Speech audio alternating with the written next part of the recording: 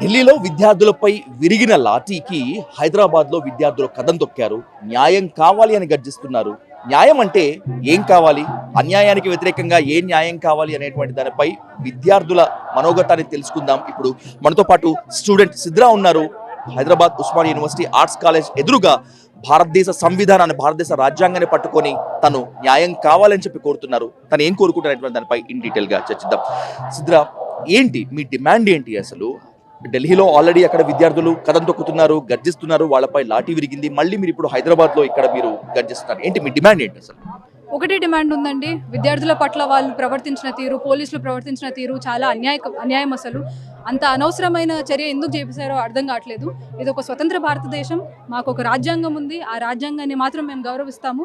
ఆ రాజ్యాంగాన్ని గౌరవించకుండా వాక్ స్వతంత్రాన్ని తొక్కేయాలని ప్రయత్నించి విద్యార్థులు మాట్లాడుతుంటే వాళ్ళపైన లాఠీ చార్జ్ చేయడం, టియర్ గ్యాస్ వేయడం, చిన్న చిన్న పిల్లల్ని కొట్టడం, ఆడవాళ్ళపైన అత్యాచారం చేయడం అనేది సరైంది కాదు. మాకు ఒకటే ఒక డిమాండ్ ఉంది. విద్యార్థుల హక్కులను ప్రొటెక్ట్ చేయాలి. విద్యార్థుల హక్కుల కోసం మేము పోరాడుతున్నాం. మా మాట వినాలి, అంతే. న్యాయం కావాలి అనేటువంటి డిమాండ్ తో పాటు మీరు మీ చేతిలో కాన్స్టిట్యూషన్ ఆఫ్ ఇండియా, భారత రాజ్యాంగాన్ని పట్టుకుని వచ్చారు. ఎందుకు తీసుకొని రావాల్సి వచ్చింది భారత రాజ్యాంగాన్ని ప్రతీకని ఇక్కడికి?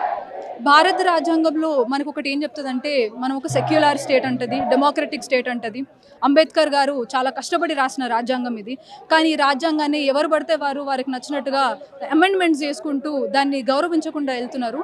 దీంట్లో ఏం చెప్తుందంటే స్టేట్ సుప్రీం అంటారు. అంటే స్టేటే అన్నిటికన్నా పైన అని. స్టేట్ అంటే ఎవరు? ప్రజలు. ఆ ప్రజల మనోభావాలను గౌరవించకుండా ప్రజల హక్కులని తొక్కివేయడానికి ప్రయత్నిస్తున్న ఈ గవర్నమెంట్ ఏదైతే ఉందో దాన్ని గుర్తు చేయడానికి తీసుకొచ్చినాం అన్నమాట. ఇది భారత రాజ్యాంగం, దీన్ని మాత్రమే మేము పాటిస్తాం.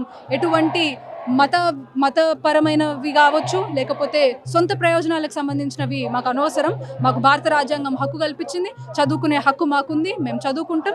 దానికి అడ్డు రావద్దు. కాక్రోచ్ జనతా పార్టీతో మొదలైనటువంటి ఈ ఆందోళన ఇప్పుడు అన్ని విద్యార్థి సంఘాల నేతలను, విద్యార్థులను కలుపుకొని హైదరాబాద్ లో గర్జిస్తోంది.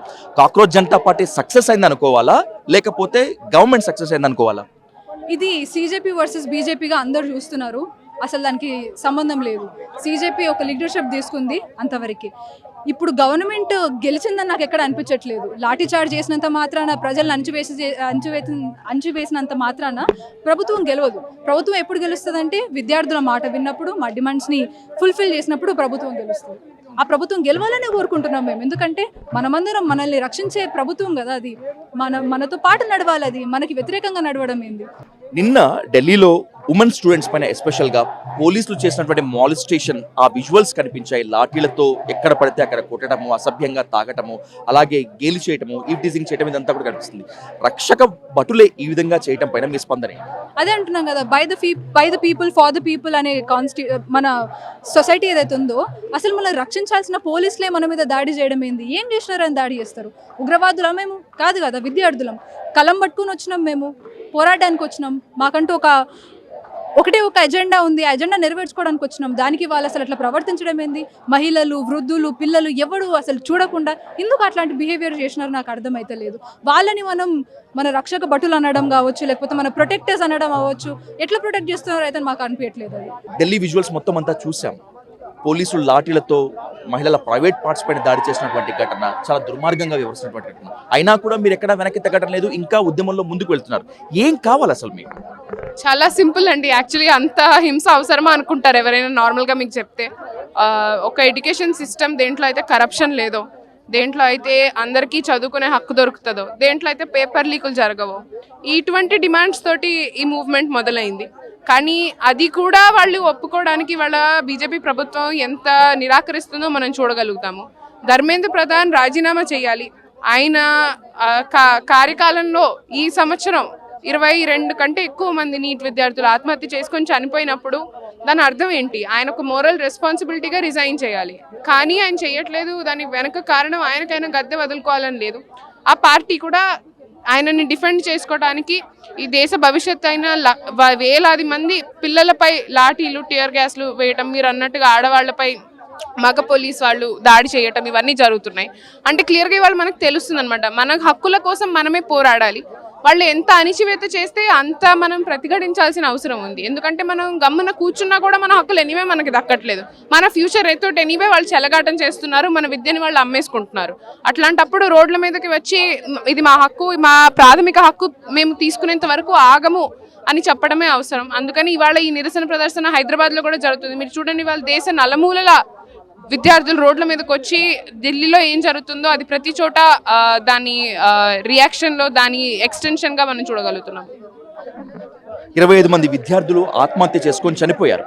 ఢిల్లీలో ఉద్యమం జరిగినా లేకపోతే హైదరాబాద్లో ఉద్యమం జరిగినా బాధితులు కానీ బాధితుల కుటుంబ సభ్యులు కానీ ఎవరు లేరు. బయట నుంచే వచ్చి రాజకీయం కోసం ఈ నిరసనలు చేస్తున్నారు, ఉద్యమాలు చేస్తున్నారు అనేటువంటి ఆరోపణ మీపై బలంగా వినిపిస్తుంది. మీ కామెంట్.